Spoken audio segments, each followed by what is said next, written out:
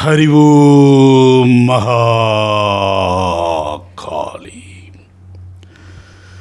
நேற்றைய தினம் சட்டசபையில் ஒரு நிகழ்வு நடக்கிறது. ஒரு சட்டமன்ற உறுப்பினர் நிதி அமைச்சரினுடைய பேச்சு பிரவாகம் சரியான உச்சரிப்புகளால் அமையப்பெறவில்லை என்பதை எடுத்து கூறுகிறார். அதற்கு பதில் சொல்லும் விதமாக எழுந்த நிதியமைச்சர் அவர்கள் என்ன பதில் சொல்லியிருக்கலாம்? நான் சிறுவயது முதலே ஆங்கில வழி கல்வியில் பயின்றதால் எனக்கு தமிழ் உச்சரிப்பில் சில பல தடுமாற்றங்கள் ஏற்படுவது இயல்பு, இயற்கையாக இருக்கிறது. எனினும் உறுப்பினருடைய கருத்துக்கு ஏற்ப என்னுடைய உச்சரிப்புகள் எதிர்காலத்தில் செம்மை பெறும், அதற்கான பயிற்சிகளை நான் மேற்கொள்வேன் என்று கூறியிருந்தால் வெகுவாக பாராட்டத்தக்க ஓர் பதிலாக அமைந்திருக்கும். ஆனால் அந்த நிதியமைச்சர் எவ்வாறு பதில் அளித்தார்? மிகுந்த ஆவேசத்தோடு எழுந்தவர், என்னை கேலி செய்கிறீர்களா என்று கோபமுற்று, நான் ஒரு பான் கிறிஸ்டின், நான் பைபிள் வாசித்திருக்கிறேன், எனக்கான மொழி எனக்கு சொல்லிக் கொடுக்கப்பட்டிருக்கிறது, என்னுடைய மொழி அன்புமயமானது என்று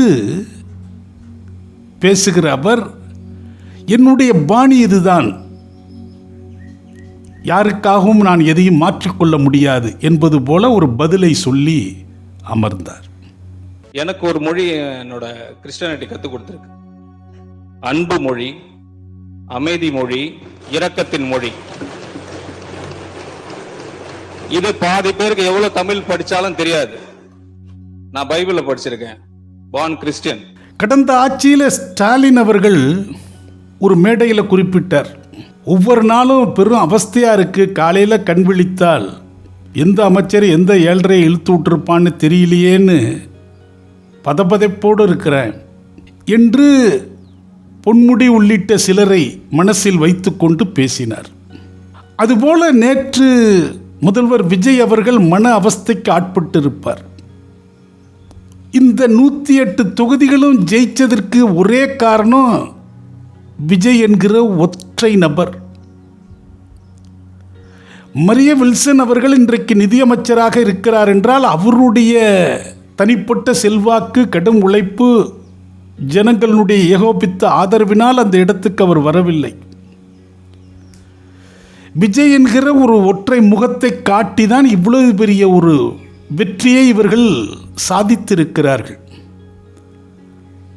அதனால விஜய் நேற்று பெரும் அவஸ்தைக்கு ஆளாகியிருப்பார். சம்பந்தப்பட்டவர்களை அழைத்து தனது வருத்தங்களையும் பகிர்ந்திருப்பார் என்று எனது உள்மனம் கூறுகிறது. ஜேபிஆர் குடும்பம் சம்பந்தப்பட்டவர்களோடு அவர் பேசியவும் செய்திருப்பார். நான் விஜய் என்ற பெயரோடு நடிக்க வந்து பல காலம் கழித்துதான் ஜோசப் விஜய் என்று சமூகத்துக்கு அறியப்பட்டேன். என்னுடைய உழைப்பு தவம் போன்றது. காலம் கருதி கண்ணும் கருத்துமாக அடிமேல் அடி வைத்து இந்த இடத்திற்கு நான் வந்திருக்கிறேன்.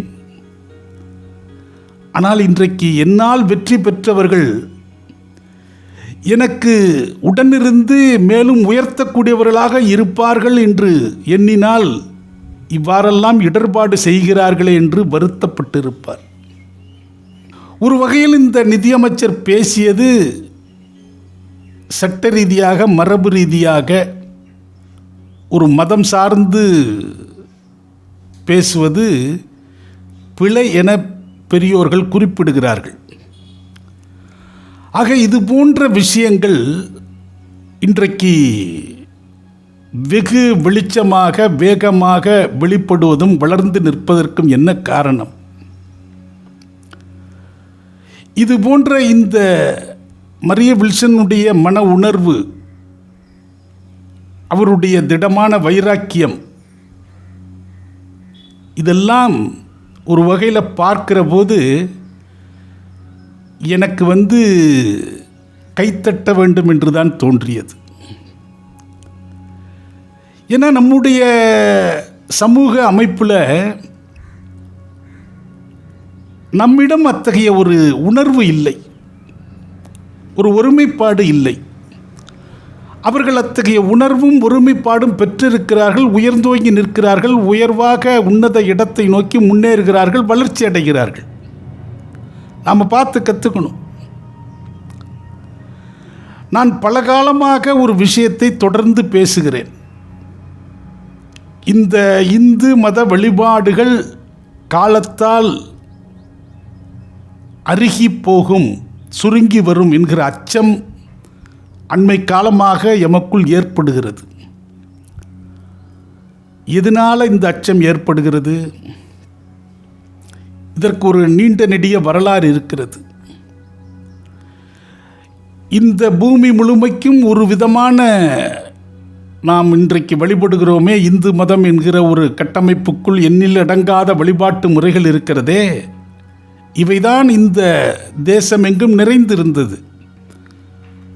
காலம் சில வாய்ப்புகளை வழங்கிய போது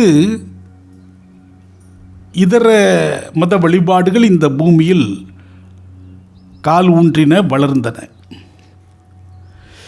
இந்த ஒரு விஷயத்துக்குள்ள பல விஷயங்கள் இருக்கிறது. 8ஆம் நூற்றாண்டில் வாழ்ந்ததாக அனுமானிக்கப்படுகிற நந்தனார் 63 நாயன்மார்களில் ஒருவராக போற்றப்படுகிறார், வழிபடப்படுகிறார். அதாவது இன்றிலிருந்து ஒரு 1300 ஆண்டுகளுக்கு முன்பு அவர் இந்த மண்ணில் வாழ்ந்திருக்கிறார்.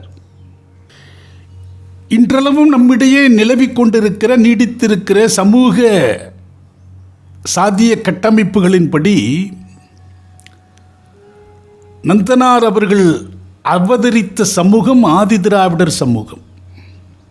அந்த சமூகத்தாருடைய வாழ்வியல் முறைகளில், வழிபாட்டு முறைகளில் இன்றைக்கு ஒரு வகையில் சிறு தெய்வங்கள் என்று குறைத்து மதிப்பிடப்படுகிற அல்லது சிலரால் வேண்டுமென்று இகழப்படுகிற கிராம தெய்வங்கள் தான் அவர்களுக்கு பூர்வகுடி தெய்வங்கள். அந்த தெய்வங்களோடு அவர்கள் வாழ்ந்தார்கள். தங்களுக்கு அருகிலே ஒரு மரத்தடியில், ஒரு வெட்ட வெளியில், ஊரின் ஒதுக்குப்புறங்களில் தங்களைப் போன்றே அந்த தெய்வங்களையும் பாவித்தார்கள். தங்களுக்கான உணவுகளை அவர்களுக்கு படைத்தார்கள், மகிழ்ந்தார்கள். அந்த தெய்வங்கள் அவர்களோடு பேசின, மகிழ்ந்து குழாவின அவர்களுடைய வாழ்வு. அந்த தெய்வங்களுக்கு பலி பூஜை உண்டு. ஆங்கிலத்தில் அனிமல் சாக்ரிஃபைஸ். அந்த பலி சம்பிரதாயங்களை அவர்கள் தொன்று தொற்று காலந்தோறும் செய்து வருகிறார்கள். நந்தனார் என்ன செய்கிறார்? தன் உற்றார் உறவினர்களை அழைத்து, தனது சமூகத்தாரை அழைத்து, நாமெல்லாம் சிவநாமத்தை உச்சரிக்க வேண்டும், சிதம்பரம் சென்று அவரை தரிசிக்க வேண்டும், இது போன்ற பலி பூஜைகள் கீழான செயல்களப்பா, இவற்றையெல்லாம் கைவிட வேண்டும் என்று போதிக்கிறார். அந்த சமூகத்தாரனுடைய அடியாளமான தொன்று தொட்டு வந்த அந்த பழக்க வழக்கங்களிலிருந்து விடுபடும்படி நந்தனார் நிர்பந்திக்கிறார். நந்தனார் திரைப்படத்தில் இத்தகைய ஒரு காட்சியை உங்கள் பார்வைக்கு அடியேன் வழங்குகிறேன். கற்பனசாமிக்கு காப்பு கட்டி இருக்கு.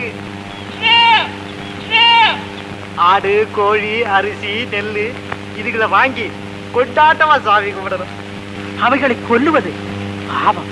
அப்பா, இதுக்கு முன்னே இத்தனை தலைமுறையா நம்ம பெரியவங்க செஞ்சுக்கிட்டு வந்த பூஜையெல்லாம் பொய்யா?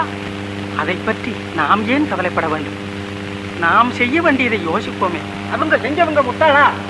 இப்ப நந்தனார் பெருங்கதி அடைந்து விட்டார், முக்தி அடைந்து விட்டார், நாயன்மார்களில் ஒருவராக போற்றப்படுகிறார், வழிபடப்படுகிறார். நந்தனாரை ஒட்டி இருந்த அந்த சமூகத்தார், அவர்களுடைய வம்சாவளியினர் இன்றைக்கு எங்கு இருக்கிறார்கள், யாராக இருக்கிறார்கள், என்ன வழிபாடு செய்கிறார்கள் என்று ஒரு ஆய்வை மேற்கொண்டு பார்த்தால் அவர்களெல்லாம் இந்துக்களாக இந்து பெயர்களில் இருக்கிறார்கள். என்ன திருவாசமா ஓதுகிறார்கள், அவர்கள் கைகளில் என்ன தேவார புத்தகமாக இருக்கிறது. அவர்களுடைய இருப்பொன்று மனதொன்றாக இருக்கிறது. இன்றைக்கும் இந்த பழி சம்பிரதாய பூஜைகளை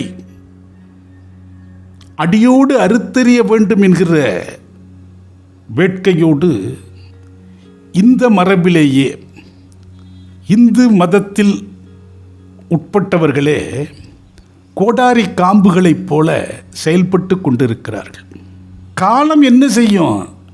நீங்கள் தேர் இருக்கு, தேரில் தெய்வத்தை அமர வைத்து தேரின் மீது அர்ச்சகர்கள் அமர்ந்திருப்பார்கள். தேரை இழுக்க ஆயிரமான ஜனங்கள் வேண்டும். அந்த ஜனங்கள் எல்லா விதமான உணவு முறைகளிலும் உள்ளவர்கள், எல்லா விதமான சமூகத்திலும் உள்ளவர்கள். இன்றைக்கு அந்த தேர் இழுக்க ஆள் இல்லை. இயந்திரங்கள் வைத்து இழுக்கப்படுகிறது. சம்பளம் கொடுத்து கூலிக்கு ஆட்களை அழைத்து வந்து, வேளாண் தொழிலாளர்களை அழைத்து வந்து தேர் இழுக்கிறார்கள். காலம் மாறுகிறது. பள்ளி சம்பிரதாய உடைய வழிபாடு உடைய அந்த தெய்வங்கள் வலுவோடு இருந்தால்தான் இந்த கட்டமைப்பே வலுவோடு இருக்கும். இன்றைக்கு பல இடங்களில் இந்த சைவ உணவு பிரச்சார முறை யாரிடம் நடக்குது? பிறப்பால் அசைவ உணவை பெற்றிருக்கிற, அசைவ உணவு படையல் செய்யப்படுகிற தெய்வங்களை குலதெய்வங்களாக பெற்றிருப்பவர்களிடம் போய் இதெல்லாம் விட்டுடுங்க, நீங்கள் கோழி அறுக்கிறதுக்கு பதிலாக எலும்புச்சம்பழம் அருங்க, ஆடு அறுப்பதற்கு பதிலாக பூசணைக்காய் அருங்க என்று தெய்வத்தினுடைய சம்பிரதாயங்களை, முன்னோர்கள் தொன்று தொட்டு வந்த அந்த நடைமுறைகளை மாற்றி கற்பிதம் செய்கிறார்கள். அந்த தெய்வமும் நீ கோழிக்கு பதிலாக எலுமிச்சம்பழம் கொடுத்தீலப்பா, அதுக்கு தக்கன பலன் உனக்கு வரும்னு தான் அதுவும் செய்கிறது. இந்த பழி சம்பிரதாயம் என்பது உயிர்தானம், உயிர் உற்பத்தி, உயிர் விருத்தி. இன்றைக்கு குழந்தை பேருக்காக அவஸ்தைப்படுகிறார்கள். இந்த சமூகத்தினுடைய ஒரு மெய்ஞான வலைப்பின்னலுக்குள் இந்த விஷயம் ஒரு வித்தாக இருக்கிறது. விதையை அளிக்கிற இந்த முயற்சி ஒரு நாள் ஒட்டுமொத்த மரத்தை வீழ்த்திவிடும். இன்றைக்கு இந்த அமைச்சர் சட்டசபையில் கம்பீரமாக பேசுகிறார். இவங்கெல்லாம் எங்கிருந்து வந்தார்கள்?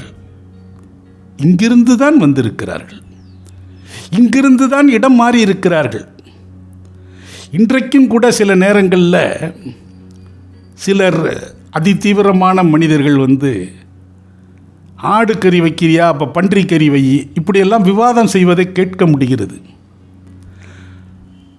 ஒரு சில சமூகத்தாரனுடைய குலதெய்வ வழிபாடுகளில் ஆடு, கோழி, பன்றி பலியிட வேண்டும். அந்த மாமிசங்களை படையலிட்டு பிரசாதமாக அந்த ஜனங்கள் கூடி புசிப்பர்.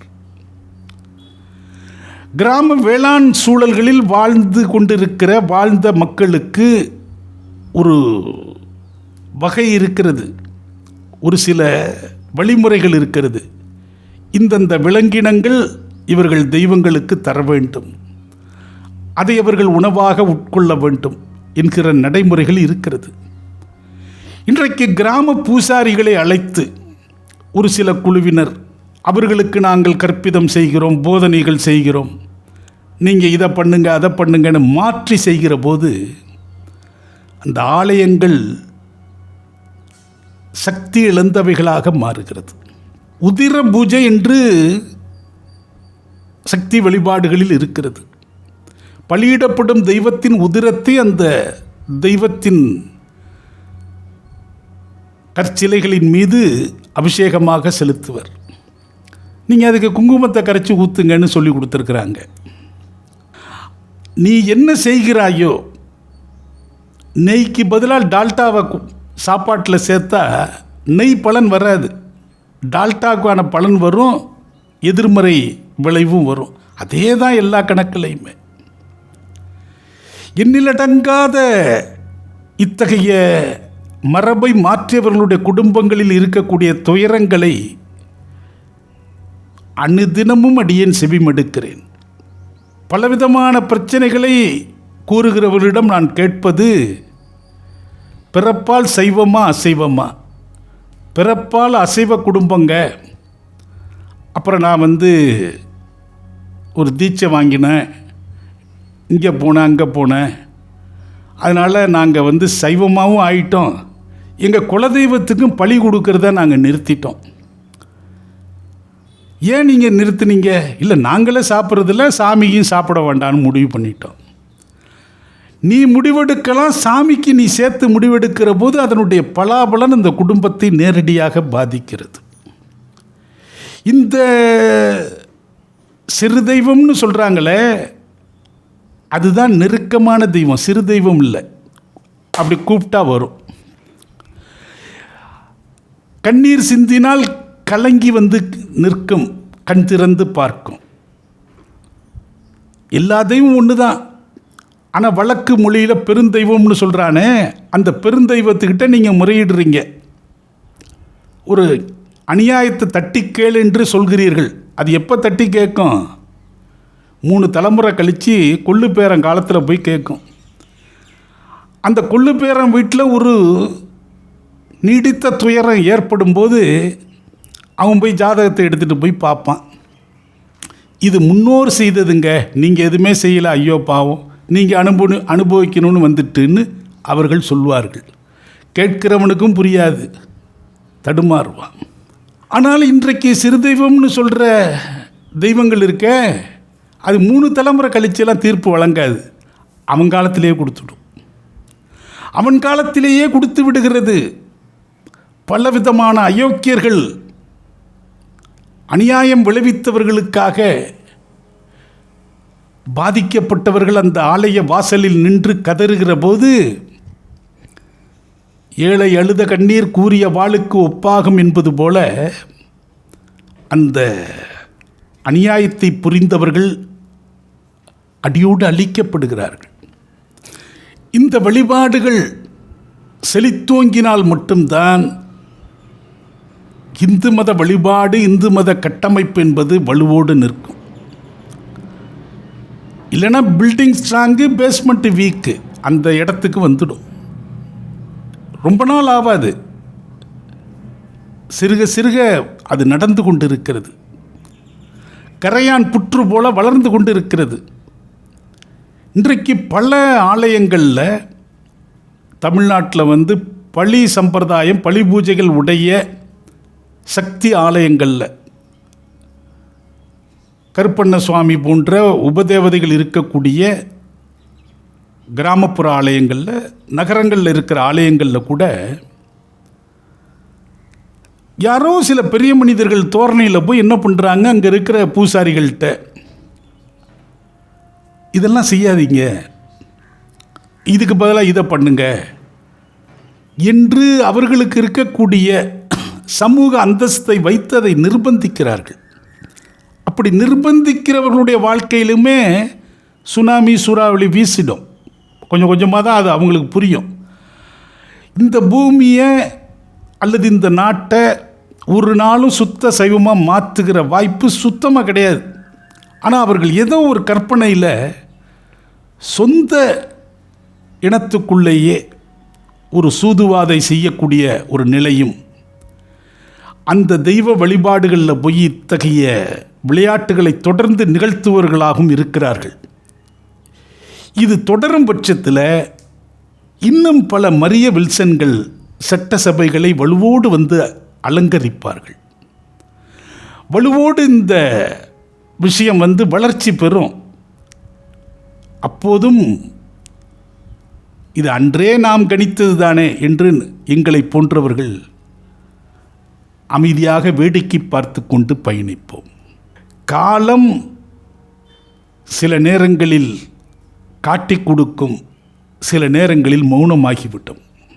இந்த பள்ளி சம்பிரதாயத்தை அரிதாக சில சங்கராச்சாரியர் நிலையில் இருப்பவர்கள் வாய் திறந்து சொல்கிறார்கள், இது செய்யணும், இதை நிறுத்தக்கூடாதுன்னு. இன்னும் சிலருக்கு அந்த உண்மை தெரியும், ஆனால் எதிர்ப்பு நிறையா வருமேனு அமைதி காட்டுகிறார்கள். உதாரணத்துக்கு சின்ன கிராமங்கள் எல்லாம் இந்த கடவுள் முன்னாடி, கிராம தேவத்தை முன்னாடி பலி கொடுப்பாங்க. பலி கொடுத்து சாப்பிடுவாங்க. நிறைய பேர் என்ன, அனிமல் சாக்ரிஃபைஸ் வந்து ரொம்ப தப்பு, பசு பலி பண்ணக்கூடாதுன்னு சொல்லுவாங்க. ஆனால் கொஞ்சம் யோசித்து பாருங்க, நீங்கள் அந்த பசு பலி அந்த கோயிலில் பண்ணாமல் இருந்தாலும் வந்து வீட்டில் வந்து அவன் என்ன சாப்பிடணுமோ அவன் சாப்பிடுவான். அவன் சாப்பிட்றத நீங்கள் ஸ்டாப் பண்ண முடியாது. அவன் வந்து கடையிலேருந்து வாங்கிட்டு வந்துட்டு அது டேஸ்டியாக சமைச்சு வந்து அது ஒரு போக பதார்த்தமாக நினச்சி அவன் சாப்பிட்றான். அவனுக்கு வந்து அப்படி பண்ணாதப்பா, நீங்கள் வந்து அம்பாளை முன்னாடி பலி கொடுத்துட்டு பிரசாதமாக நீ நினச்சி சாப்பிடு சொல்லும்போது அவன் சாப்பிட்ற மெட்டீரியல் மாறலை, ஆனால் அதோட பாவம் மாறிடுச்சு. அதனால் அதை பலி கொடுக்கறது நல்லது. பிறப்பால் அசைவ குடும்பத்தில் பிறந்த எவர் ஒருவரும் அவர்களுக்கு குலதெய்வ சம்பிரதாயத்தில் பலி பூஜை இருக்குமே, ஆனால் அதிலிருந்து ஒரு பொழுதும் விலகி நிற்கக்கூடாது. விளைவுகள் விபரீதமாக அந்த குடும்பத்தில் ஏற்படும். ஹரி ஓம் மகா காளி.